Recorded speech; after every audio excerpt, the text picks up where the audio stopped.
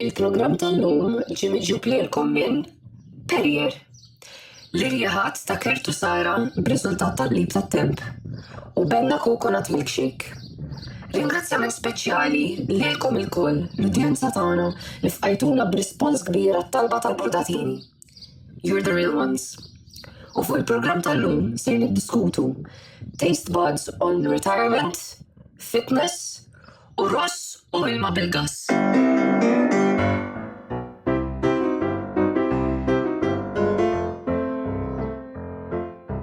Bonġur lil kulħadd.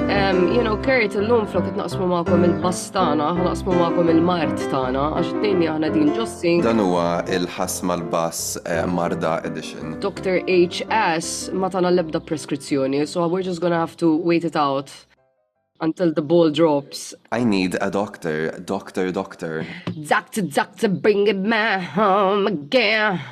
Doctor, give me now. Yeah, give me something. I need a love. Kull darba li nibdew inkantaw, tiġina notification fuq Zoom playing music. Vera, ma tiġinix. Set up professional audio in audio settings. Well, nistaw nikwalifikawa bħala mużika dik għax jien għandi naqdubi. It is music, babe. Music to my ears. Don't sell us short like that. Or music to my ass. Fejn soundboard tijek? Oh my god, għaz bissibtu, stenna tini kan għarċansa nidħol myinstance.com.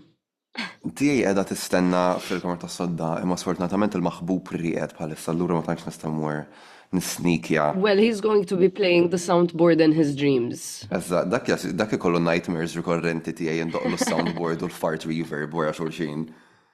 Il-gunshot. Eżat, jina kelli ħolma vera stramba. Kont maħtuf minn xaħat imma nsejt minn kien. Ma nafxu xkaja Scodelario minn Skins, kienet għet iżżom li pistola ma' rasi. At gunpoint. Eżat, imma kienet biex tpenġilek l-eyeliner kif kienet tamluji. She's like, you're gonna sit down, innit? Innit, love. And you're gonna let me do this, innit? It's a bit crazy, innit? I think we're picking up what drugs? Double that will expire on the 2nd July. Baqali jumi. Anyway, so just, f'din il-ħolma just inħtaft minn kaja Skola de Cairo daqsek. Skola de Cairo. Girl, mafx kif tajt kun joma, okay? Skola de Cairo.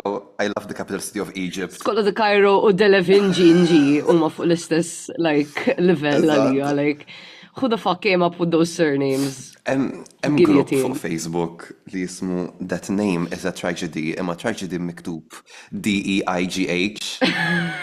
Kif edha miktuba? D-E-I-G-H, tipo bħal ismiet bħal Kaylee, jew ismiet tispiċaw bli, ta' fint, ismiet super Amerikani. Lian. That surname is a tragedy. Imma l-kun jom ħellu taħħa. Just iqabdek bruda assoluta biex tgħidu. Taf li għanda eruq Portugiżi. Well, b'dak il-kun jom, no surprise there. Ma konx naf jien. Ja, ma kollix idea. Darba rajt interview taħħa. Imma tracks. Titkellem bil-Portugiż. Kemm brava. Vera faqa, rajtu dak is-serja reċenti li kienet fiħed fuq Netflix. The Gentleman, kemmu tajjeb. Vera tajjeb dak. And honestament, jina skins kont rajtu, but I felt like I had watched it out of societal peer pressure għax kulħadd tal-ġenerazzjoni tagħna kien raħ. It's very that. Jina ma tantx I watch Skins, okay, I don't have anything more to say about it. Jien rajtu minħabba il-pressjoni mis-soċjetà, imma jiena mbagħad sirt parti mis-soċjetà għax il-fissazzjoni li kellha fuq Skins. Kien l-identità tiegħi għal xi 3 snin sħaħ, imma ta' fint jien ma kontx qed fucking impejjeb u nittaqqal, jiena kont hemmhekk speċi just noqgħod, nilab living vicariously through them. Eżatt, nilab Kingdom Hearts fuq il-PS2 Avorja kienet ila skaduta xi 10 snin by that point. Jiena ma tantx kienu ġobni, I was more of a Glee girl myself. Glee. U għad nisallum, every time I can't decide what to watch, I'm ħanerġa nibda Glee, is that where we're at right now? Madonna, minn tant comfort shows Glee, int għandek depressjoni staġjonali. I know, I think the fact that it's so problematic, but everything from when we were teenagers and kids, nowadays is considered so problematic. Aktar minn li problematic, I mean, għax Glee provajt naraħ, provajt 7 episodi, u ma nafx, naħseb diġa kont wis fucking imdaħħal fi żmien biex jibda joġobni għax kienu wis cringe. Le, jena kont bdejt naraħ meta kelli 13, so I was like, Seemed Yes. like jien provajt naraħ meta kelli 13, but by that point ġa kont wis like, not for me love, so I think I'm just mature beyond my years. Maybe perhaps you are. I mean, the thing is, inti meta bdejt taraħ ta' 13 jien kelli tiġa 15. U probably kien tiġa wasal like li l-aħħar. Alright, jien ninsa li aħna m'għandniex l-istess seta' kultant. Tampar xulxin, never heard of her. But anyways, yes, I do think it's a problematic show. I mean, there are many things like Sue Sylvester, first of all, like she's totally deranged. And she was never fired from her job. Like, what the fuck, man? Ija Like, men, dik vera unhinged. Imanka barra mill-programm innifsu, hemm xi like 3 nies li mietu assoċjati miegħu. Tnejn minnhom vera. yes. Tnejn minnhom vera Well- ta' dwejja, u wieħed minnhom kien pedoflu mid-dera. Puck, the Mohawkian. Oh, Santana, one of the lesbians, she jumped into the water to save her child. Vera kienet ta' dwejja. U Corey Monteith, like, ilu naqra issa, like, while the show was still going. Anyways, good morning to everybody. On a lighter note, illum for a change, għandi brudatina. Everyone please clap for Sara. M'għandix applaus jiena fis-soundboard tiegħi, imma minflok għandi din. 5 hours later. Għalfej. Wait. 1 eternity later. The fuck? The soundboard vera tal-qamel. Ejn nippretendu li kien hemm ħoss. Anyways. Jiena naf li hemm spjegazzjoni xjentifika għal dan li ħanejt. U forsi kelli noqgħod naqra iktar attenta fil-lessons tal-biology meta kont is-sekondarja. Però jiena meta jkolli rieħ ma nistax nifhem għalfej jien daħlu taste buds tiegħi. Ear, nose and throat, I get it. Fiex jitlu taste buds għalfejn meta nkun ma niflaħx ma ntijimx. That's all from me. Aħna f'dal-episodju ħajkolna nagħmlu shoutout speċjali lil Laura Farrugia, Mrs. Tabiba, MD, ħalli tiġi tispjegalna naqa għalfejn dil-ħaġa sseħħ. Għax vera tqabbad nibruda wkoll. Laura Farrugia, ħanġibuk bħala guest f'wieħed mill-episodji sempliċement biex tispjega dan il-fenomenu għax jiena ma nistax nifhem għalfejn. Like, what is it? Għax imbagħad when I try to unblock my nose, I can suddenly taste again. So is it that because my nose is blocked, I can't taste? But then explain this. I am consistently blocked għax jien imbagħad bl-allerġiji, imma meta mbagħad bl-allerġiji xorta nistantijem. Make it make sense. Jien vera ma nifhimx ix-xjenza warajja ġenunament, so mhux ħanipprova waħda minn dawk l-affarijiet li qisna ħodhom bħala fatta, tipo jekk ħajkolli mnieħri miżdud naf li ma tantx għandihom, jekk nkun naqam marit jew qed jaffettwani it-temp jew x'naf jiena probabbli ma tantx għandihom. Imma qisni naħodha for granted, just ma nafx l-ispjegazzjoni għalija. Imissa li qabbatni like il-kurzita, issa li qabbatni l-kurzita vert nkun naf. Jiena onestament sirt iktar ġenwinament ma naħmilx il-fatt li meta nkun ma niflaħx ħankun ma ntejjimx milli l-fatt li nkun ma niflaħx innifsu. See, oh my god, jiena meta kienni l-ewwel darba li qatt kelli l-COVID f'ħajja talla ma kienet xejn gravi. Girl, issa ngħidlek meta kelli l-COVID jien, carry on. Qed niftħu l-kodba, qed niftħu l-borom kollha. Meta kelli l-COVID, verament, meta kelli l-COVID kelli grizmeja vera joġawni, u ma tad, okay, fine, u ma tad dewli wara xi jumejn, u għat, okay, I'm We're okay. getting better. Fine, we're getting better. God said no, għax mbagħad redzajt li tlift is-sens tat-toma u ja għandu l-maħta f'ħarqin. Tlift is-sens tat-toma u jien sa dak il-punt qatt ma esperjenzajta daqsa gravi, tipo ġieli kont imratu ma tantx tajt intijam u bla bla bla, imma din like qed ngħidlek xejn. Ija, tħossok jisek tlift wieħed mid-drittijiet fundamentali tal-bniedem u speċi qasbis tajt nieħu nnifs, speċi ma stajx nxomm. Still alive but I'm barely breathing. Dak it-tip ftaħt vażett Bovril, issa taf kemm fucking għandu rriħa qawwija l-Bovril. Actually ma nafx għax jiena fil-household tiegħi ma nikun smawx Bovril. Għazzu mhux Bovril fil-pantry, jintom xi tkunu. Le, aħna mbagħtu bil-pressjoni għolja. Well, tu għalila, xina mbagħad impressjoni baxxa, so għandna bżonn like nibbilanċaw il-xulxin. There are so many ways we balance each other out, Kurt. It's phenomenal. Eżatt, inti jiena yang. Insomma, lef taħt l-imbirek vażett Bovril, mtaf xriħandu l-Bovril le? Not really. Okay, well, Bovril għandu riħa Okay, qed qawwija nassumi li Bovril għandu riħa qawwija, eżatt. Riħa vera qawwija ħamja. Sewa, jiena just, ftaħtu għamil tipo jisni like ħanisnifja l-cocaine. Xej. Ġifri flokku zajt tea tree oil biex tiftaħ imnifsek bħannis normali. You were like, let's try Bovril. Girl, ma kellix tea tree, ma kellix eucalyptus, kull ma kelli Bovril. Għax kontant Wilbert dak iż-żmien kienet joqgħod x'imkien vera batut Delft. Damn. Not shout out lil Sitt il-Karel kellu qabel għax vera kienet. Issa niċċensura dik il-kelma imma ħa. So, aħna ħin kollu ngħidu l-pastiżati, but we're drawing the line at Yes.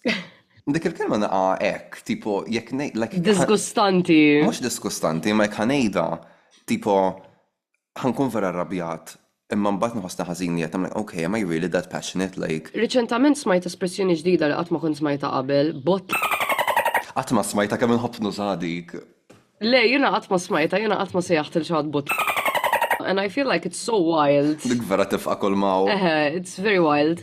Anyway, qabel ma ngħaddu għas-sezzjoni li miss nixtieq jiena wkoll naqsam l-esperjenza tiegħi ta' meta kelli l-COVID, the first time that I know of, għaliex jiena konvinta li kelli l-COVID qabel ma actually kont naf. So there was one time for sure, I think, when I had it, but the at-home tests I was doing were probably not shit, so qatt ma skoprejt definitively li kelli. But then the one time I definitively knew for sure that I had it, it required a sense of taste.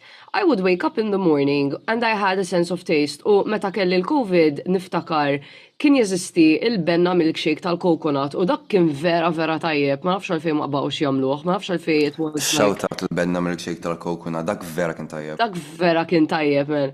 Anyway, u kont nieħu filgħodu cereal bil-benna milkshake tal-coconut. And I started my day well.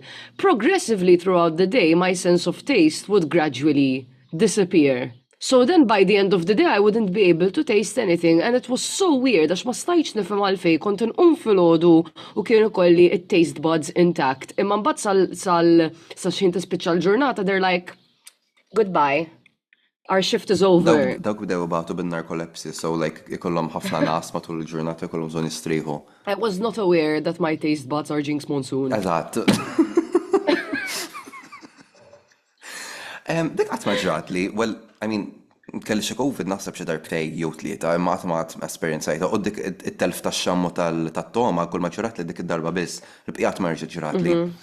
Ma nafx, jiena vera rajta stramba li like I would wake up and I had taste buds, but then by the end of the day they would retire. I don't know, it was fucking weird. And guess what, Mimi? It looks like it taste qatt ma ġik lura. Well, that explains my friendship with you. Okay, iqaf. Ma tistax tagħmel żewġ +4 Uno cards wara xulxin. Girl!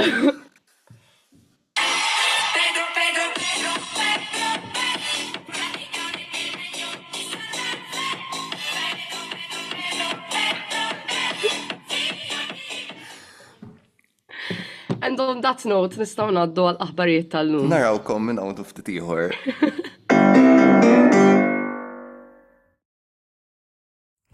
Basic fit għal-fitti kollha li huma basic. Basic fit, il-ġim ideali għal-fitti kollha li huma basic li jixtiequ jagħmlu workout barra minn xtutna.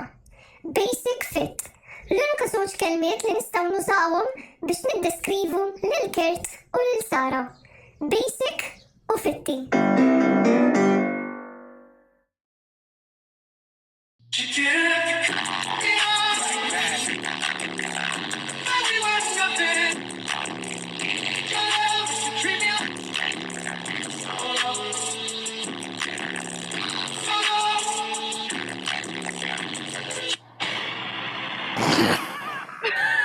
Millu minn hemm dik tkun is-sigla tal-aħbarijiet fuq il-ħasma l-baħ. Xkukxi dejjem tiegħek Becky ġifieri. Girl, those sounds vera. By the way, skoprejt li għandi oħra bir-Russu. Jisima Jiddiskutu Mhux. Kfer toġobna dik id-diska tal-Eurovision, wow. Indoqqilek, għana roġni għadna I mean, għatna tlaqna.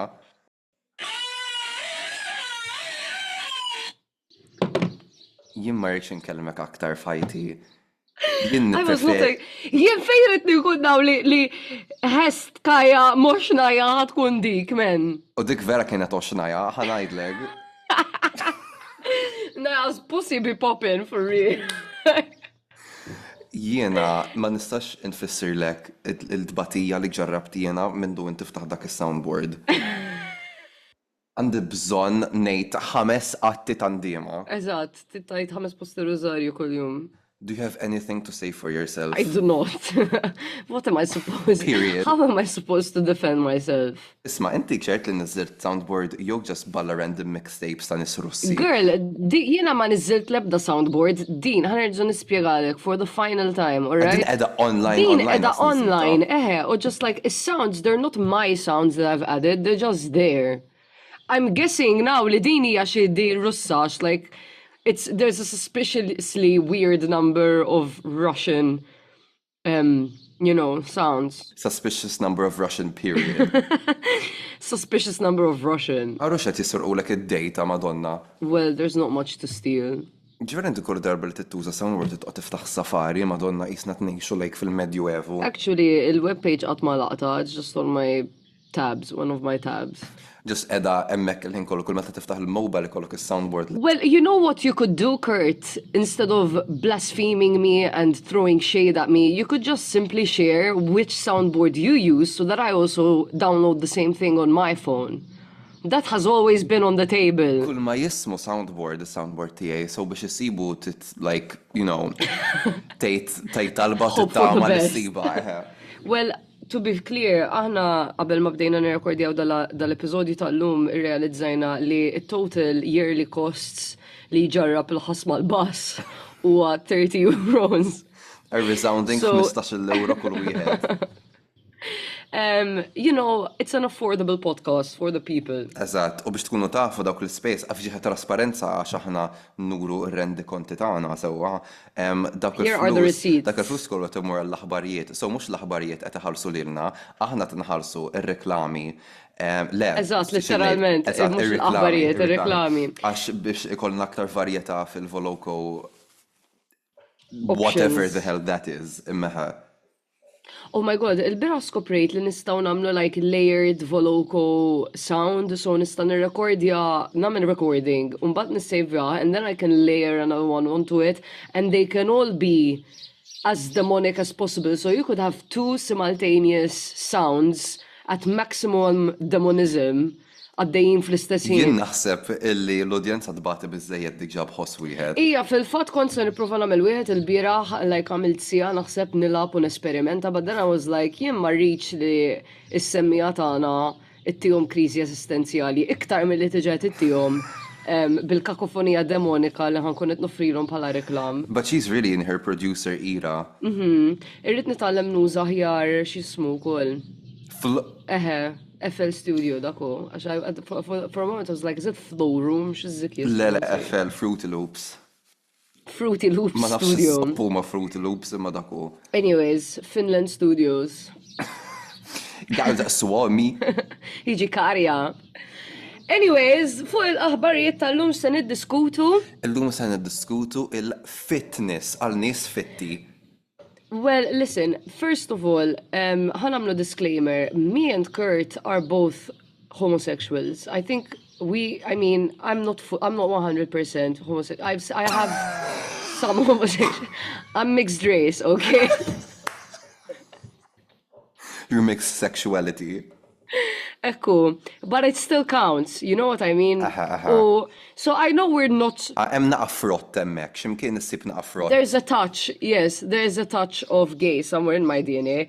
But so technically we're not supposed to do sports. Eżatt, aħna waqt li konna fuq il-Muntanja Sinaj u Mosè kienet jurina l-komandamenti, kien l-11 il-komandament tal-nies gej huma la tagħmilx eżerċizzju. Listen, I don't know what we're doing. Maybe we've decided to rebrand homosexuality. However, we are both on our fitness journey right now.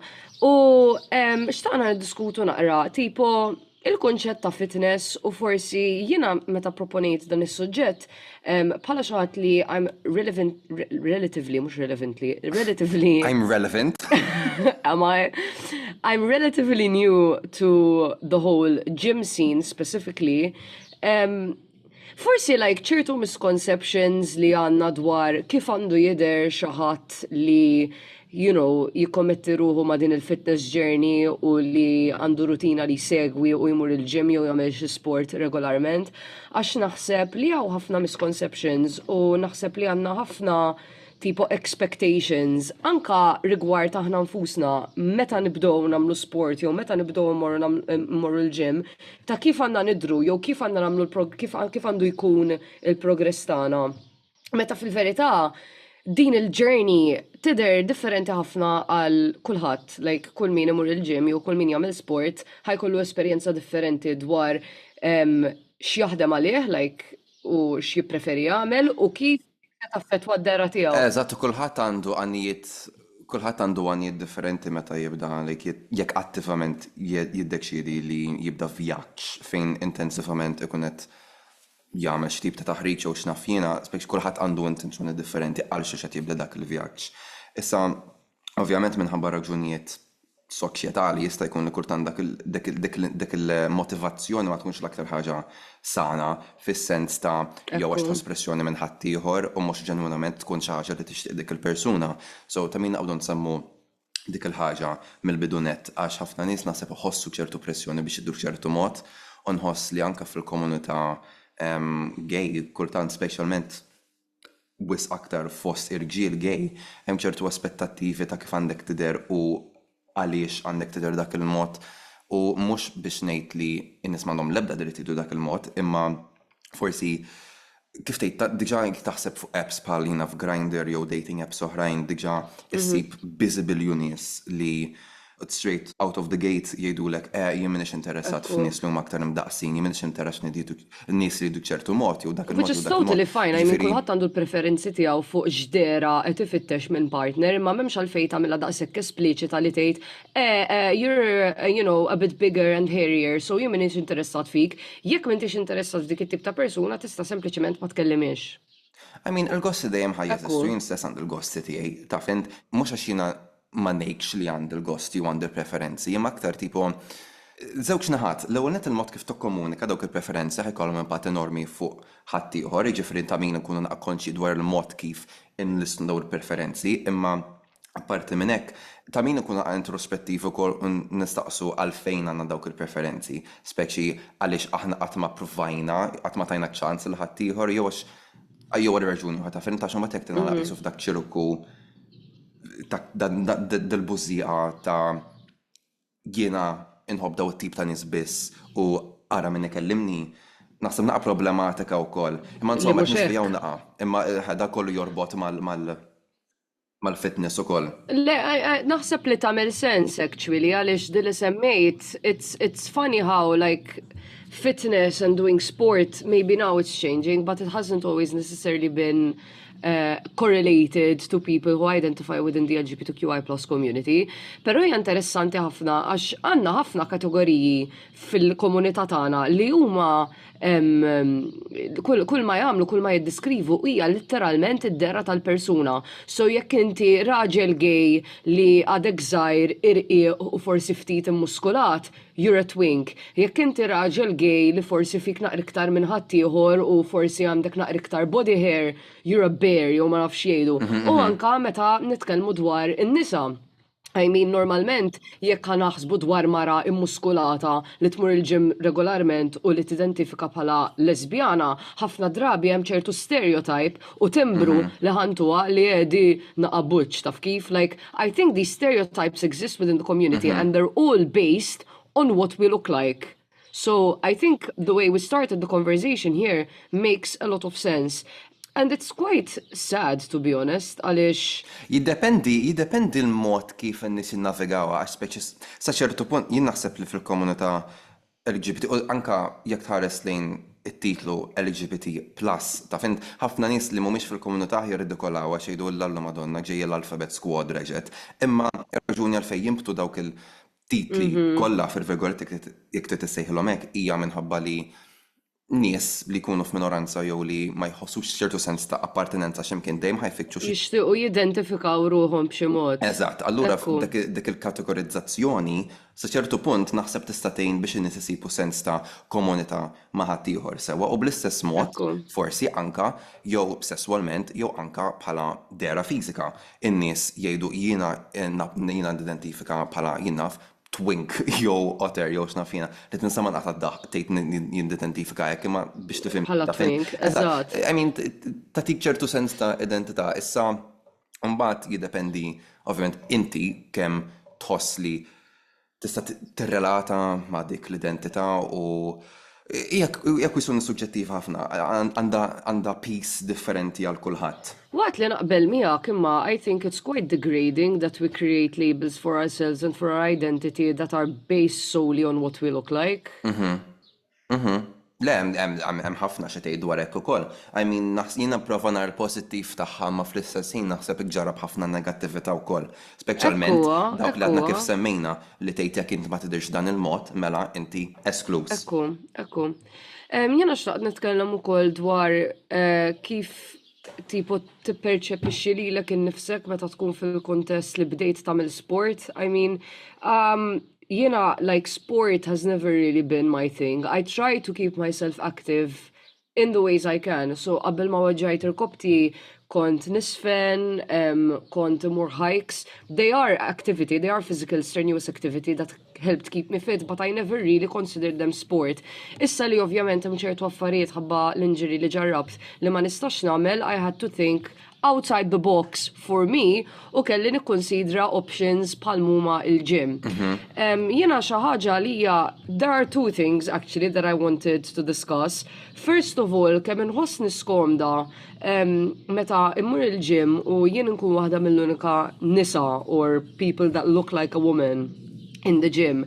I know that it's just my brain telling me that all the men are looking at me and like it just makes me feel uncomfortable. I know it's in my head because in reality not everyone is looking at me the whole time. Imma vera ġibni konxja and it affects kind of how I perform in the gym and how comfortable I am doing my exercises. Għax ovvjament hemm ċertu exercises li qed nagħmel bħal huma squats u hekk li nibda ngħid oh my god what of xi nettin u qed aħares lejja l-ħin kollu and I don't feel comfortable doing my exercises. And the fear kind of intensifies itself. For example, recently at the gym, there was this man who is significantly older than me. Darba just kellimni u ma nafx qal and it was kind of funny għax ħasbal u tħaqna.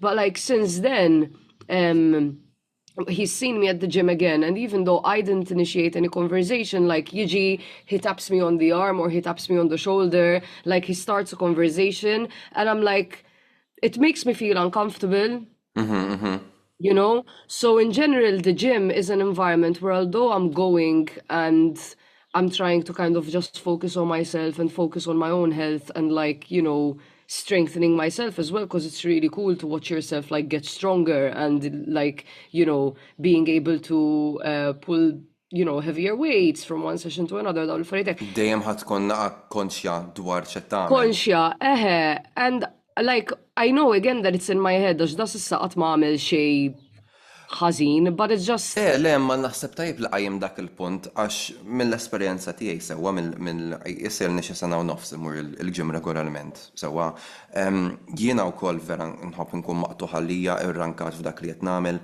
u ara ħadd ma jkellimni. Mhux għax imbagħad mhux ħankellim min nies lura, imma jien ma tantx insok xejn, speċjalment waqt nkun qed nisma' l-mużika u jisni ffokat fuq irid nagħmel u hekk. Esperjenza qatt ma ġrat li jiena kan fis-sens napprezza li semmejta għax naħseb tista' tagħti perspettiva differenti ta' xi ħadd li għal-inqas minn barra tidher differenti ta' fejn inti tidher like femminili jiena nidher aktar maskila ħajk ħanna ma' dak il-mod allura jekk ħajkun hemm naħseb irġiel straight għandhom aktar tendenza u sa ċertu punt aktar konfidenza li javviċinaw xi ħadd bħalek anka jekk mhux sempliċement biex jistaqsuk fadallek ħafna biex tlestek hemm fadallek, imma anka jien naf like jibdew jiflirtew miegħek jew xi ħaġa. Eżatt, man, and what makes me uncomfortable is that if you want to start a conversation or if you want to give me like, you know, suggestions, because I think it's quite obvious that I'm new. Daw in-nies li jmorru l-ġim fejn immur jien, ovvjament probably ilhom imorru hemm, they have understood who the regulars are, so I'm suddenly this new person.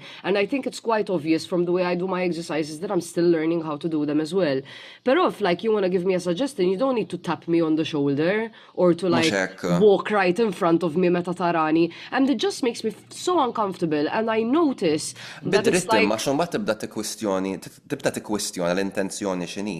Speċi jiena like meta nkun il-ġim issa mhux għax għandi xi forma eċċellenti, imma ġieli nara min mhux qed jagħmel l-affarijiet kif suppost fil-virgoletti. daw dejjem ikunu rġiel, ma tarax il-ġiel oħrajn imorru fuq idulhom isma' missek tagħmel hekk ta' u mhux għax dik hija xi ħaġa ħażina, imma jekk inti mbagħad tagħmilha man-nisa esklusivament, mbagħad nibda nikkwistjona l-intenzjoni x'inhi. Ekku. And sometimes I genuinely don't feel comfortable being in the area with weights and the machines unless there are other girls. Like noqgħod fil-cardio section, l-ewwel nagħmel like il-bike u l-steps or whatever, and until there are other women or people who look like women in the main section of the gym where there are most of the men, lifting weights, so that naked, I don't go there because it just makes me feel uncomfortable being the only woman surrounded by a bunch of men who look like they do steroids for breakfast. You know what I mean? Like Dak it-tip hija. And it's unfortunate għax din issa ninnota u qed nitgħallem dwar innifsi li di kienet waħda mill-affarijiet li dejjem żammitni lura. Issa qed nitgħallem and I'm trying to get more comfortable and I'm trying to get in my zone and ignore what other people are doing u jekk verament ikolli bżonn nistaqsi xi ħaġa ħanistaqsi lill-manager tal-gym. Qatt ma staqsejt persuna random sissa, għax ukoll ma rridx inkun dik il-persuna li forsi nġiel xi ħadd toħossu skomdu by randomly going up to them, qed tifhimni? Għax it is a little bit vulnerable being at the gym, like you're sweating, qed titqanżaħ. Ta' fent like ikollhom il-headphones, ikunu qegħdin jismgħu l-mużika, jkunu fiż-żona, like ma kontx irid inkun jien li ninterrompihom, you know what I mean? Ekku. Aha. Le, napprezza li semmejn dak il-punt u qabel ma ngħaddi fuq is-suġġett fuq il-ħaġa li xtaqt insemmi jiena li nnotajt ukoll qegħdi dejjem naraw qed nkun fuq il-bass Brussell hemm ħafna ferat tal-basic fit li nġiel semmejnihom fuq il-podcast. I mean hija like chain ta' gyms madwar l-Ewropa. Madwar l-Ewropa. Ġieli nnotajt fuq Brussell għandhom xi clubs esklusivi għan-nisa. Inti x'taħseb fuqhom? Jiena naħseb li dawk huma idea tajba. I know of one in Malta, but it made me feel uncomfortable that it's a club exclusively for women that's being led by a man.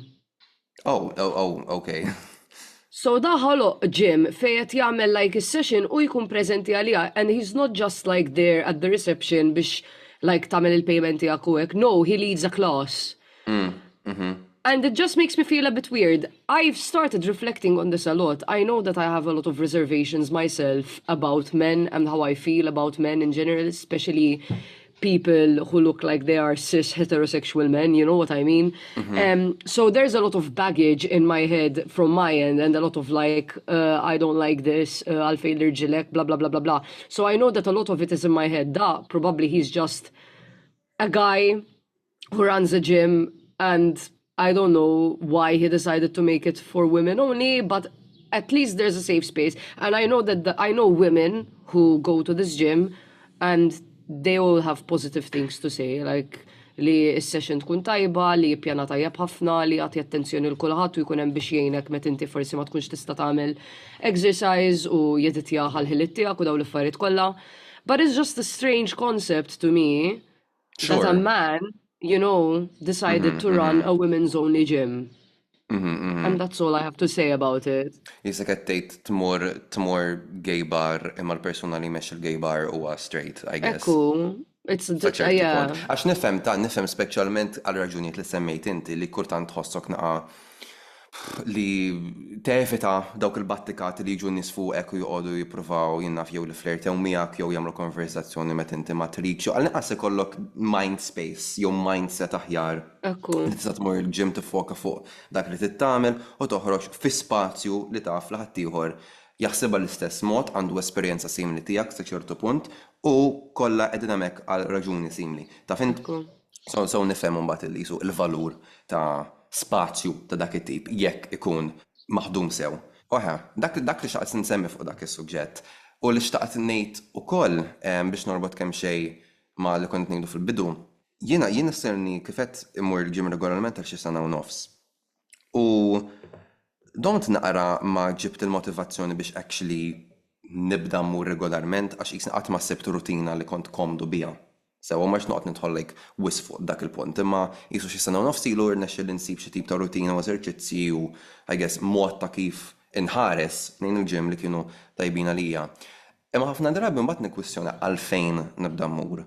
Għax speċi jiena meta naħseb fija nnifsi speċi inħobb ngħid li mmur għalija stess għax jiena nixtieq nidher aħjar għax nixtieq li bħala fiżik nixtieq li jkolli ċerti muskoli aktar definiti li ikolli anka li wiċċi irqaq mindu bdejt imur regolarment affarijiet hekk. Imma mbagħad naħseb inevitabilment bħala persuna li tħobb l-attenzjoni u sa ċertu punt dejjem tiddependi mill-validazzjoni ta' ħaddieħor u dawk huma żewġ karatteristiċi jiena vera konxju tagħhom tiegħi innifsi naħseb qatt ma nista' naħrab il-fatt li qed immur ukoll anke biex nissodisfa l-ħaddieħor. Ta' fint għalajn ħaddieħor. Dak huwa perspettiva vera interessanti. I didn't think that you were gonna go about it this way. Nejda kif inhi speċi meta ntella xert l-selfie fuq Instagram jew xi ħaġa, inħobb l-attenzjoni li tiġini, kieku għalfejn noqgħod intellaħħa biex noqgħod nifraħ fil-vojt kieku naqbad npoġġija privata.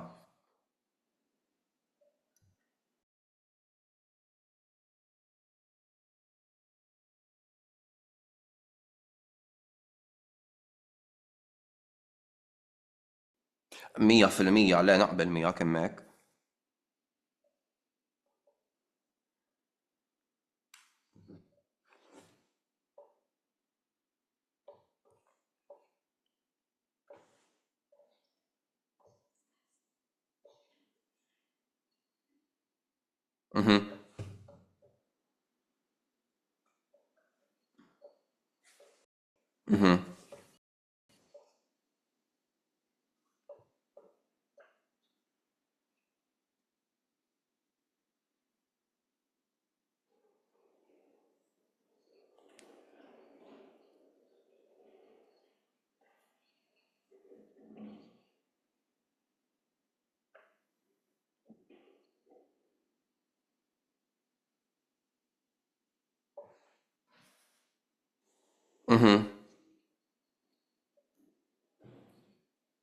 Imma dik il-ħaġa interessanti għax kultant dawk in-nies li ma nkunx naf jiena kultant il-validazzjoni tagħhom għax ngħid mel inti ma tafnix sew imma xorta Turi xi ammirazzjoni. Eżatt. So psikoloġikament taffaxxna ħafna l-mod kif jaħseb moħħi għax għalfejn. Naqbel miegħek li psikoloġikament hija xi ħaġa fakjata, but at the same time forsi subkonxjament hemm ukoll il-fatt li inti qed tara ċertu bidliet fik, hemm ċertu gburija fik innifsek li jara this is something that I've stuck to. Look at the progress I've made. Look at the changes that have happened in me thanks to me kind of committing to this and sticking with this. U jisek ukoll hija xi ħaġa sabiħa li taqsama man-nies. Għalfejn m'għandekx għalfejn ma taqsamix man-nies. Jina kif tgħid ma ngħidix b'sens ta' mistħija li ngħid rġajt tal-lajt ritratt le. Kulħadd iħobb tip ta' attenzjoni dik hija tip ta' attenzjoni frankament nħobb nirċievi. Imma kultant nikkwistjoni naqra l-motivi, imma wkoll kultant irid impoġġi li nnifsi incheck biex ngħid okej, tiddependix fuq din l-attenzjoni, ir-raġunijiet u l-motivazzjoni tiegħek għalfejn tixtieq tbiddel ġismek jew tixtieq tkompli għaddej għandhom ikunu wkoll raġunijiet ta' saħħa mhux sempliċement għax in-nies jiġu fuq fit irqidu għal massa. U mhux bis-saħħa fiżika ma saħħa mentali wkoll. Ekku, u dik vera jiena ħafna nies isemmu dan il-punt meta jibdew jagħmlu l-eżerċizzju. Jien vera ma sax nisħaq fuq biżejjed għax l-idea mhux għax kelli xi saħħa mentali batuta f'ħajja tagħla qabel ma bdejt nagħmel l-eżerċizzju, imma kif tgħid li sib din ir-rutina regolari li nista' mmur hemmhekk u sa ċertu punt nisvoga ta' fint waqt li nisma' mużika li vera nħobb isa vera katartika dik il-ħaġa u f'termini ta' saħħa mentali nitni ħafna wis aktar minn duk ġejta hawnhekk Rotterdam u qed nitni wkoll biex nidħol fir-rutina ta' ħajja ġdida u post kompletament ġdid ukoll. So għandha ħafna benefiċċji li jmorru lil minn sempliċement kemm tidher sex illum. Jiena naħseb fil-każ tiegħek li għadek kemm iċċaqlaqtu mort f'post totalment differenti fejn mhux neċessarjament taf ħafna nies, din ir-rutina hija xi ħaġa importanti ħafna wkoll għaliex minflok qed issib ruħek f'post ġdid u tibda tgħid okej, issa se naqbad nagħmel ma tantx naf nies hawnhekk, forsi willi kollu l-commitments tiegħu wkoll li jkollu jattendi u allura mhux dejjem tistgħu tqattaw ħin flimkien. Għandek xi ħaġa rutina that is keeping you grounded li inti għandek jien naf darbit fil-ġimgħa li taf diġà li għandek xi ħaġa x'tagħmel. Għandek purpose, għandek goal, even though you're in this brand new place that you don't really know and you're still exploring. So, from that point of view, it's also something really, really helpful. Jina, xtaqt insemmi wkoll kif il-motivazzjoni li semmejt ta' għalfejn tmur il-ġim hija xi ħaġa importanti ħafna. I mean, on surface level, jiena qed imur il-ġim biex insaħħaħ il-muskoli ta' siqi, speċjalment is-siq li hija imweġġa, għax ovvjament the injury resulted in my muscles weakening themselves a lot, u peress li għandi siq waħda li hija mweġġa, all the pressure is being put on the other one, which is not healthy for my other leg either. So I need to kind of find a way to strengthen my muscles. That's the main goal. Imma, I mean, minar marit jiena persuna li batejt ħafna tipo self-confidence u kif nipperċepixxi li l-nifsi u tipo relazzjoni li għandi miegħi n-nifsi u ma' ġismi u l-fatt li nqabbel li l-nifsi ħafna ma' sħabi, speċjalment li għandhom l-istess ġisem bħali, ngħid ġisem quote-unquote naqra iktar femminili. I find myself doing that a lot, li nqabbel li l-nifsi ma' sħabi. Now that I'm still starting out on my gym journey, it's very difficult għaliex minnaħa immur il-ġim u nara nisa li mhux neċessarjament huma super skinny jew super immuskolati, imma jmorru l-ġim regolarment għax qed narhom u mhux biss imorru l-ġim regolarment, imma jitrejnjaw il-ħaddieħor jiġifieri daw ilhom imorru l-ġim u jafu x'inhu ma jagħmlu. U jidru forsi bħali, xirrit infisser li mhux neċessarjament għandhom il-muskoli tagħhom kollha definiti, mhux neċessarjament għandhom tipo skinniness kullimkien, so there are like fat deposits that are still visible li mhijiex xi ħaġa ħażina, imma dik li hija xi ħaġa li nikkumbatti ħafna dwarha f'moħħi li like, you know, I've had my own issues with it. I'm like, what is my motivation for going to the gym? Is it because I have friends who are skinnier than me and I feel self-conscious and I want to go to the gym to kind of obtain the same figure as them? U allura li mmur il-ġim u nara nies li jidru iktar bħali hija xi ħaġa li vera tini konfidenza, because it's kind of helping me to learn that a healthy body and a body that is attractive and a body that is worked out and goes to the gym doesn't necessarily look like a super muscular, super skinny, zero fat body. Qed tifhimni? 100% u dik ħaġa li vera kelli bżonn innaqqax ġo moħħi fil-bidu meta bdejt imur regolarment għax jiena wkoll esperjenzajt kważi twaħħix li immur il-ġim li jisu kulħadd like mibni daqsiex, kulħadd veru maqut u kulħadd veru jaf x'inhu jagħmel diġà. U jiena hemmhekk tipo ġust noqgħod naqra instructions fuq l-imberk immagni. Taf int dak it-tip.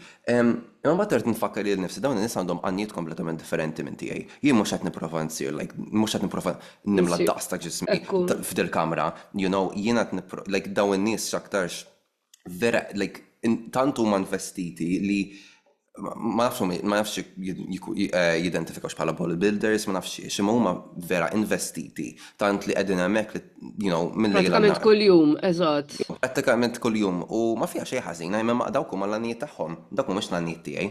U jien m'għandix intenzjoni li nir dak il-mod.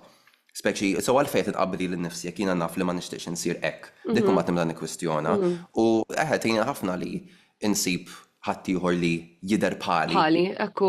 U fuq is-social media ta' fint like anka jiena nagħmel ħafna din, dejjem intellaw din ħaġa li tingħata l-ħin kollu, kulħadd jaf biha, dejjem intellaw l-affarijiet sbieħ qatt ma nuru l-affarijiet vulnerabbli. Sewwa jiġifieri jien ħantellar ta' ġismi jekk naf li d-dawl wasabih, jekk naf li jiena l-muskoli jippuppaw affarijiet hekk.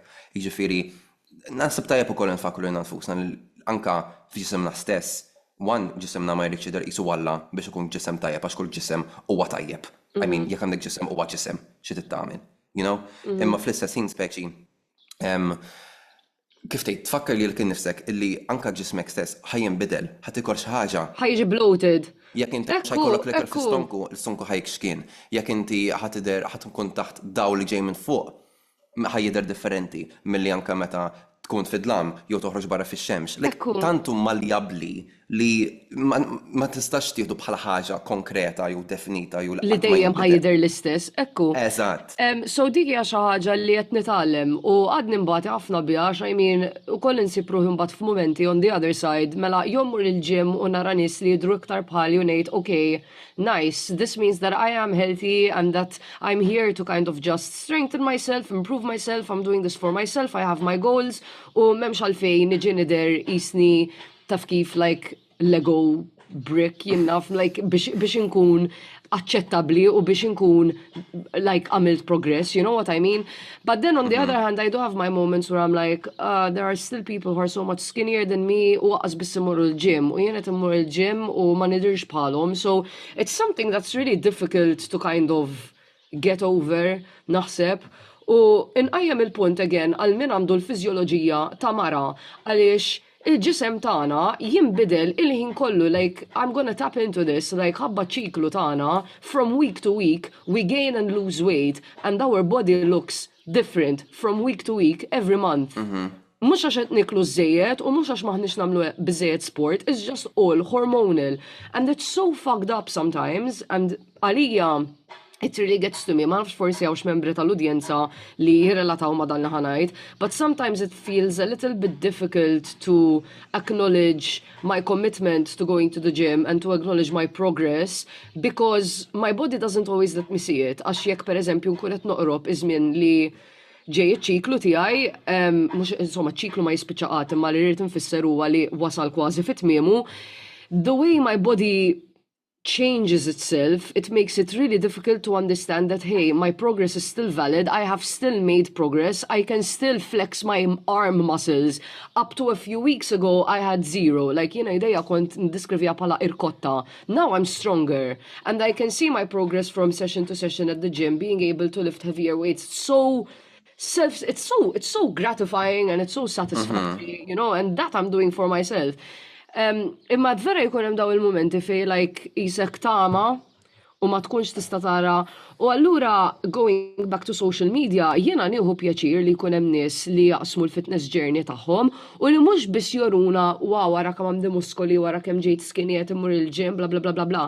Imma jiena nieħu pjaċir ħafna speċjalment b'nisa li joruna jiena dalodu mort il-gym. This is what I looked like this morning, okay? Before I had breakfast, before I did this and this and this. And I went to the gym, and I go to the gym regularly. Issa ġej il-period u għara zaqqis, ni għandi 5 xhur tqala. Within the same day. And I find that really helpful, because it's kind of the kind of representation I want to say, or the kind of visibility for the way a woman's body changes that we never really got before. Għax I mean, l-idea ta' body positivity ila issa id-duta għad fl-imħuħ tan-nies madwar id-dinja. But body positivity isn't just about saying, all bodies are beautiful, whether they are super skinny or whether they're a bit more, weighty. Body positivity isn't that taċċetta l-ġisem kif inhu all the forma time. u kull meta jinbidel. Ekku, u il-fatt li l-ġisem tiegħek inbidel ftit u forsi bħalissa qed tiżen jinnaf 3-5 kilos iktar milli kont ġimgħatej ilu.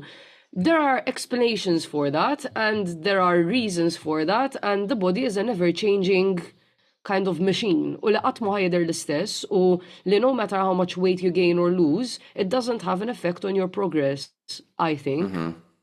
Le, naqbel jiena. Ma taqx għandix nżid għax naqbel kompletament fis-sens jiena dak il-tip ta' jien ma nidentifikax bħala mara minix mara ma tipo Shocker. Gasp, I know, right? Imma anka bħala raġel il-ftit li jinbidel ġismi wkoll ninnutaħ. Ta' fin taħseb wara jekk jinnaf inkun qed nesperjenza ċikli jew x'naf jiena, like ta' fin ta' affarijiet li jiena stess ma nistax nidentifika magħhom imma xorta sa xortu punt nista' nifhem kif tgħid nifhem ukoll għax imbagħad tibda timmanifesta ruħha fl-insecurities tiegħi jew fl-inċertezzi li jkolli jien stess dwar ġismi jew il-vjaġġ li qed nagħmel jew x'naf jien, ġifieri u dawn affarijiet ovvji li fil-verità kull ġisem ħaj esperjenzhom, imma mbagħad nibdew qisna nintefgħu ġobu żieqa u ngħidu mela din problema tiegħi jekk ħadd ieħor jidher hekk mela jien biss qed nesperjenza din meta ħadd ieħor jiġi il-period mela għalfejn nisa oħrajn ma jidhrux dan il-mod ta' fint. U naħseb ninsu wkoll li kull ġisem jaħdem b'mod differenti. I mean, ma jfissirx li għax jiena niġi bloated ħafna qabel il-period u nibda nibla kull ma nara qudiemi li kulħadd l-istess. Ovvjament, ħabba daw l-affarijiet ġismi ħajgħaddi minn bidliet differenti minn ġisem ta' nies oħrajn u nimmaġina li anke fil-kuntest tal-irġiel. Because may we please bring to light the fact that teknikament l-irġiel ukoll għandhom tip ta' menstrual cycle li hija ħafna iqsar minn tan-nisa, imma hemm hormonal changes li jiġru fl-ġisma tal-irġiel ukoll li ovvjament għandhom effett fuq il-ġisem tar-raġel u kif jidher ukoll. So this is not something that is exclusively related to people who get periods. Men as well have certain hormonal changes that affect the way they look u anka li taffettwa l-emozzjonijiet tagħhom u dawn l-affarijiet kollha. It's just a little bit different from people with Forsi naqas evidenti. Ekku, imma ġifieri naħseb ġili ninsow li kull ġisem huwa differenti and there's not like this one recipe li alright within these 4 weeks inti l-ewwel ħajkollok ġimgħa skinny legend, u mbagħad ġimgħa where this is gonna happen and this is how you're gonna look. U mbagħad ħajġri. Okay. Imma problemi ħafna nies hekk jippruvaw ibbijaw, għalhekk anke meta tara reklami fuq barra tipo week 1 nidher dan il-mod, week 2 nidher dan il-mod. Okay, allura inti jisek bil-forsa tifissa ġo moħħok meta tara dak ir-reklam. Mela kiena f'templek ġimgħatej mhux ħanidher dak il-mod, mela qed nagħmel xi ħaġa ħażina falli. Ekku. Jiena naħseb li forsi għal ħafna nies li qed jisimgħu din il-poddata u forsi qed għaddejjin mill-istess vjaġġ li qed nagħmlu aħna in that is related with our fitness, hija importanti li niftakru li our body is ours u l-ġisem tagħna mhux se jirreaġixxi għall-isport li qed nagħmlu u mhux se jirreaġixxi għall-ikel li qed nieklu fl-istess mod kif se jirreaġixxi dak ta' ħadd ieħor. Naħseb hija importanti ħafna li nkunu konxji li nsibu l-affarijiet li jaħdmu għalina u l-affarijiet li qed jagħmlu lilna kuntenti. If there are certain goals that you want to reach, you have to find your own way and what works for you to get to those goals. U għalkemm hija diffiċli ħafna naħseb li hija inutli li tmur tħares madwarek fil-ġim jew anke barra u toqgħod tgħid għax dik hekk, għax dik hekk, għax dik hekk. Hija inevitabbli u dejjem ħadd tiġri u jiena nisa llum like imbagħti biha di li inħares li ċertu sħabi forsi li huma inqas imlaħmin minni ħanejtek u ngħid uf kemm nixtieq li konna qrirqa u għalfejn minix nara ċertu progress meta mmur il-ġim u għalfejn qed immur il-ġim. Imma ġismi huwa kif inhu u meta mmur il-ġim jiena ħanitlef il-fett minn ċertu postijiet u ħanżid il-muscle f'postijiet oħrajn.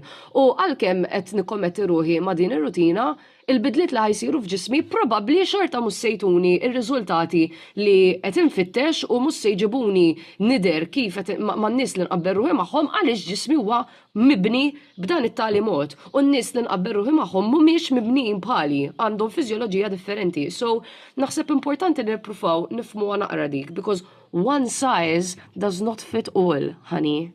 That part, kemm inti brava. Thank you. Jien nixtieq nagħlaq billi ngħid illi jekk intom ħadd tippruvaw tabbinaw rutina tal-ġim ma' ikel aktar san, good luck Charlie, għax il-pass li qed inboss meta nipprova nikol healthy huwa ridiculous. Ħadd ma jsemmi, ħadd ma jgħidlek. L-ammont ta' gas li ħireġ minn ġo ġismi huwa indescribably. Listen, I've started using it as a weapon to all the men looking at my butt meta nkun qed nipprova nagħmel squats għall-affarijiet tiegħi, well iqpa' warajja jekk tridu xommu l-intiena li ħirġa minn ġo fija ħabba lentil curry li għaddi kemm kilt, okay? Ejjew naqreb. Come closer, I dare you. Tap me on the shoulder once more.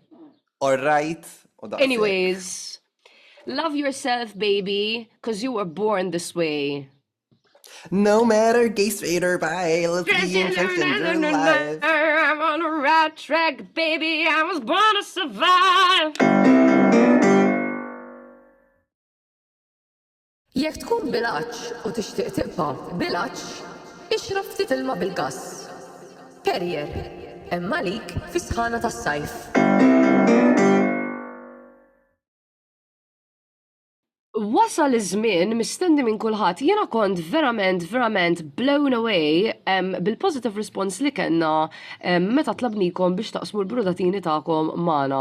Within the first not even 24 hours, ħanajdulkom eżattament kemm 18 hours għax meta nirrekordjaw dan l-episodju, ħabbarna li qed niġbru brudatina tagħkom il-ġurnata ta' qabel. So it's been exactly 18 hours. U irċivejna bosta brudatini. Jien ma nafx kif din l-idea ma ġitniex qabel, like għalfejn ma nagħmlu x-xogħol aħna meta ħadd ieħor jista' jagħmlu għalina. And anka fuq Instagram kien hemm ħafna nies li qalu tipo they've been waiting for their moment to shine, so you're welcome is all I have to say. You can now shine. Just biex nerġa' naqra infakkar naqra kif se taħdem di, għamilna Not Gonna Lie account, NGL, ħanibda nippostja il-link fuq Instagram regolarment, just biex intom tkunu tistgħu taċċessawha u titfalna il-brudatini tagħkom. M'għandniex kriterja għall-brudatina, ħlifli please għagbu b'tali mod li nkun nista' nifhem għax naħseb ġieli tant tkunu passjonali dwar dak li qed tgħiduli li onestament girl. Ma nafx, I mean, I get you, I sympathize, imma ma nafx inti tgħid. Yeah, Okay? Look, listen, aħna jekk inti ma tafx tikteb, ma tafx taqra ma nikġudikawx, imma please, għamela kemm xi accessibbli, like għalna tiktab voice note, you know, jekk. Ekku, ma nafx hux possibbli fuq Not Gonna Lie tibgħat. Probably ma fil-każ ġast ibatulna, like just, you know, xi tip ta' oħolqu burner account u batu voice note u rakkuntawa dak il-mod, għax girl, inħobbukom, imma l-leġibilta qed bati. It's our fault, like, it is our fault 100%. Kull darba li tisma' wieħed mill-episodji tagħna titilfu 5 brain cells. So we don't blame you, but Ħennu naqalina lura. eżatt. Kurt ma jafx x'inhuma, rrid infakar ukoll li ovvjament ma nafux, min jiena mistaqgħu taħallas subscription ta' Not Gonna Lie biex niskopri min qed jibatilna. Le, ma dik l-idea, tkun naqa' juicy, anonima. Juicy. So, mhux se nqogħdu nsemmu min huma, unless pereżempju inti Crush Velvet u għattilna you should book Crush Velvet, dik mhijiex brudatina, u jekk niġi Crush Velvet u ma taqbadniex il-bruda, I will be sorely disappointed, okay? Eżatt, ibbukjaw il-Crush Velvet, alright? Da mhux sponsorat minn Crush Velvet. Imma Crush Well, Velvet. spiċċajna minnilhom reklam. That was the Alright. goal all along. Eżatt, so I guess we're boo-boo the fool fil-verità. Imma insomma, jekk da show ma jifqax Crush Velvet, jiena rrid refund minnu fih. Okay, u ħaniblokjak minn Not Gonna Lie. Ciao. Anyways, jena rajt il-brudatini kolla, mux ovvjament mus senduruhom kolla, għanduru forsi 2 u 3 f'kull episodju, jekk ma nsemmux il-brudatina ta'kom, tuħdux għalikom, just send it again, jew inkella jekk hija waħda importanti ħafna li tixtiequ bħerqa u b'saħħa li tiġi msemmija fl-episodju ibatulna DM, okay? Dik, that part, u ta' min insemmu wkoll li ċerti brudatini diġà ġew diskussi fil-passat, like xaħat Eżatt. dwar il-white plates u taxis u fil-waqt li empatizzaw biħġarna magħkom diġà diskutinja xi darbtej, so ħan nippruvaw ma nirrepetux. Imma kemm aħna doppja faċċa, like għandna 3/4 mill-episodji tagħna li huma repetizzjoni. Listen, But we're listen. drawing the line at the fucking white plates. I mean, at the end of the day, it's still got its moment. Jena irrit nibda, okay, so finally I'm gonna get to my point. Jena rajt il-brudatini kolla li battuna, imma Kurt le, għax jena l-manager ta' Not Gonna Lie account. Ħaj nixtieq naqa' sorpriża. So Kurt ħajkun like, dinja il-genuine reaction ta' Kurt. Ħanibda b'din, għax dina xukkatni, alright? Tatni xokk. U għasnaf sena qbat namel b'din il-brudatina. Honestament, nishtiq nkun naf minn batilna, cause we need to have like a chat, okay? You're setting the bar very high for this first one. Rice is not good and overrated as fuck. It tastes like ass on its own. It's only good with the accompaniment of something better. Rice can eat my ass, no douche. Girl.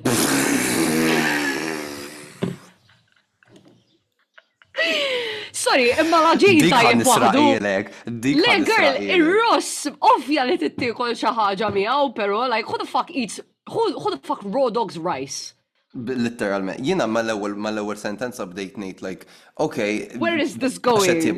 Kif ġifier ma tħobbx ir-ross. Imbagħad għax titkun bil-fors ma' xi oħra. Okay, mbagħad bdejt ngħid sten minn żekk jieħu r-ross waħdu. Like aħna da mhux il-Victory Kitchen ruħi, like tista' tixtri like vazett sauce għal-euro, mhux ħataqad-dinja naħseb. Jo tagħmel qaton ta' żejt u majonez, like that works. Dak ma tisforzak tieħdu waħdu. While I sympathize, because yes, anka jiena meta nsajjar ir-ross ġieni nitfal bay leaves so that it already has some flavor of something. But girl, it's a grain. It's the same with cereal. Cereal isn't good by itself. You add like something. You add milk and chocolate chips or whatever. Pasta is shit by itself. Noodles għandhom bżonn ingredienti oħrajn magħhom. It's a little bit on you that you've tried eating rice by itself. Like ma nafx ma f'kontest. Naf xi postijiet like ta' Chinese jew postijiet li Asiatiċi li bijaw side ta' ross. Ija, ma jkun sajdu, eżatt, ħatħaltu ma xaħġa oħra. I mean, yeah, ma nistax ngħid li ross We can't disagree. ħażin, imma Like, tipo we are no- dinja ħatieħdu waħdu. Waħdu, eżatt, so we are in no position to disagree. I feel like this is a universal feeling. Ekku. Like, rice is good just because it's a filling grain and it's so versatile. It's exactly that. Like, you can eat it with anything and so many different things. So dik il-ħaġa, eat it with something, mhux waħdu, my dear. So, Naħseb that... nistgħu nagħlqu dan il-kapitlu. Actually, u għanda oħra li relatata ma' food and beverages. Din il-persuna batitinna sparkling water, that is all. And girl, I could not agree more. Sparkling water hija l-aktar ħaġa li tqabbadni bruda fid-dinja. Not only Hear me because it's a out. gassy drink. Girl, jekk tgħid li inti tixrob, of course, your bougie ass would drink Le, fucking senna sparkling waħda, water. look, alright, in mis-South, alright, għad ma trabbejt fucking ilma bil-gas, alright, let's get one thing straight. Imma, jena trabbejt, I say that u ommi tixrob Perrier religjosament, imma insomma, le, jiena ilma bil-gas, l-ideja ma tankx toġobni. Imma, jiena daw l-aħħar 5 snin u nofs, kont qed nitwikka b'ċertu maħbub illi huwa iffissat religjosament bl-ilma bil-gas. So żviluppajt ċertu apprezzament għalih. Girl, let me stop you right there. Can you tell me, because sparkling water tastes dry. It literally defeats the purpose of drinking water. It makes you thirstier. Dan sintomu ta' Stockholm Syndrome li żviluppajt jiena, like daf dik il-meme ta' Sarah Paulson f'Asylum ta' American Horror Story fejn qed tikol xi it tastes so good. So Għandha good. timbuħ fajnejha. Dak jiena bl-ilma bil-gas għax qisni rrid jew ma rridx ħan ikkonsmaħ għax meta nkunu barra f'restaurant għas ikollek ħan storedna just will like ilma bil-gas please. So jien like okay. U tipo ħanieħdu like You are your own person. Inti tista tordna ilma still għalik. You are allowed to do Ija, imma that. dak tip like ma nobokx ilma bil-gas bizzejiet li ngħid okay ħaniħu għalija. Like ħanieħdu, you know, u sar ġenwinament joġobni sa ċertu punt, imma dak ma nafx x'qed inżomm pistola ma' rasi jew ġenwinament joġobnix. Imma mbagħad like jiena nħobbu ftit gas, ftit li kemm xejn gassus ta' fint imma mhux Lightly gassy. Lightly gassy bħalma nkun jiena regolarment. Dak Wara it-tip, like, lentils. Oh my god, tibdinix. Imma jien xtrajt lentils, like għandi fazet qazz u għadni qas biss mis-sejtu, għax qas biss irrid nkunna fil-bas laħam boss. Imma insomma, lura l-ilma tal-gas. Ħamel dal. Oh, that's a good Issantik idea. riċetta ta' dal. Thank you.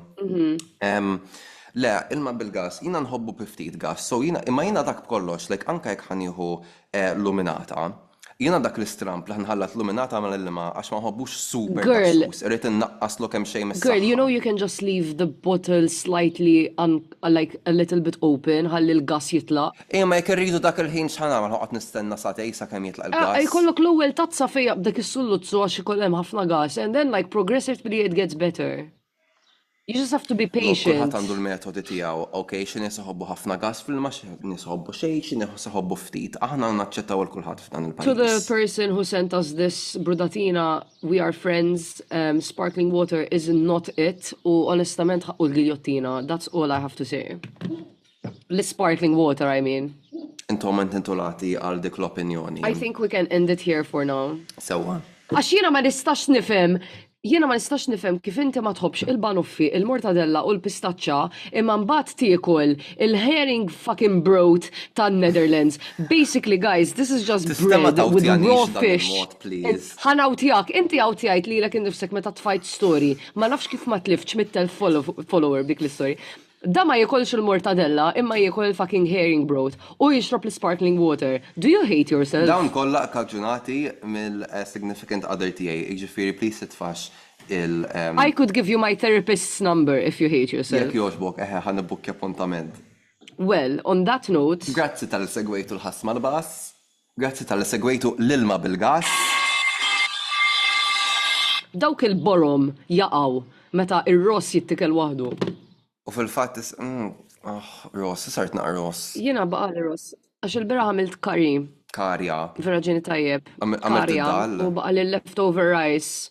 Le għamilt bean curry Oh my god, I've unlocked, jena qabel ma konx nitfa cinnamon fil-curry, imma l-birat fajt naqa cinnamon just for the vibe u it elevated my curry u vera ġi ħafna tjeb minn liġi soltu. So to all the chef girls out there, when you make a curry, put some cinnamon in. It just, it gives it that little extra something. Dik ħanamela, u inti konti suġġerejt li wkoll il-impoġġin għandok xi muskata fuq il-patata u llum ħanamel ftit patata l-forn. Girl, mal-patata max jena għamela, I'm sure li tiġi tajba, qatt ma provajta mal-patata l-forn, imma mal-patata max, like meta tamela super creamy u żidila dik innaqa noċa muskata, girl.